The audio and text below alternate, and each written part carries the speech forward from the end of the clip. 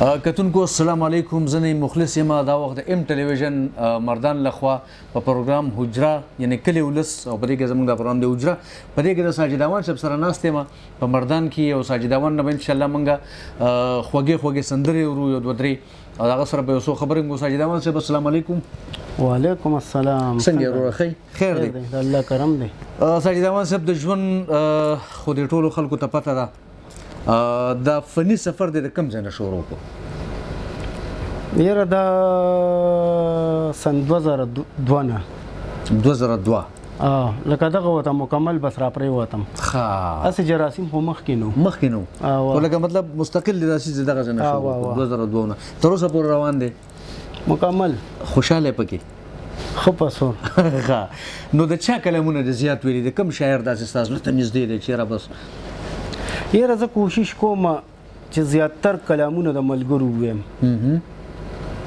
واحد یوسفزی، آفتاب ګلبن، فرمان علي ظهیر صاحب، غمگین مایاري، پیر ګوهر شاعر یمن، داسې پکې نور مینوال هم راشي چې یاره ته د ووایې او بس تا په اواز مونږ له مزه راکوي نو هغه بیا ځان له خبره ده. شرط داسې شوي چې بار سعودي کې یا دوبۍ کې داسې خلک یا ملیشیا کې زموږ مسافر ملګري شاعران دي خپل شاعري رالېږلي او بیا هغې سره پیسې هم رالېږلي چې دا راله ووایه.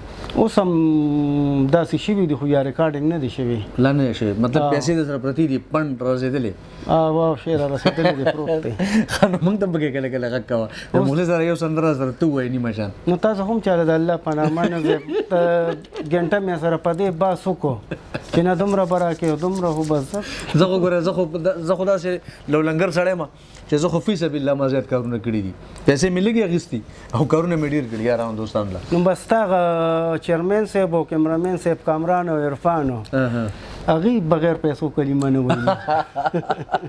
زه خیر دا خو پکې راځي دا راته ووایه زمونږ ملګري په تمه دي زمونږ بهر ملکونو کې مسافرونه چې کوم دي دا ټنګ ټکور زمونږ دا پروګرامونه خوښوي او ګوري نو هغوی په وینا باندې وي چې یاره داسې نوو ملګرو سره انټرویو او د هغې سره مرکې او بیا د هغې اوازونه چې موږ واورو نو ته به ملګرو ته څه وایې نن زمونږ داسې ډومبۍ څه سندره ده ټپي دي مصري دي څه شی دي؟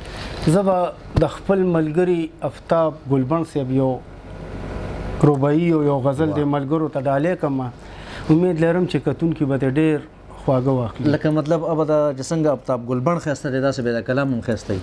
ضروري خبره ده ډېر خیردار ډېر په مینه باندې وي ماشاءالله. ضروري خبره ده. کتونکو اواز د ساجد اwan صاحب او کلام زمونږ د ډېر خوږ ملګري آفتاب ګلبن. راځئ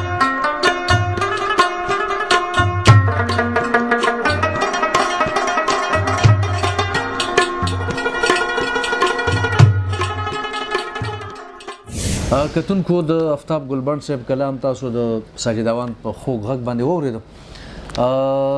ګورو چې په دې اخره کې چونکې زموږ د پروګرام وخت لږ کمي او دا غزلې چې کوم دي دا ساجد اwan صاحب دا لږې اوږدې دي نو په دې وجه موږ خبره دې سره ډېرې نه کوو. ساجد اwan صاحب دا ورته وایي چې په اخري کلام به موږ ته د چا وایي سندره د غزل دې څه دي؟ زه به اوس اخره کې د خپل ګران مشر او خوږ ملګري چې د څه تعارف محتاج نه دی غمگین مایاري صاحب یو کلام به تاسو ته او په خصوصي توګه ګرانو کتونکو ته ډالۍ وي.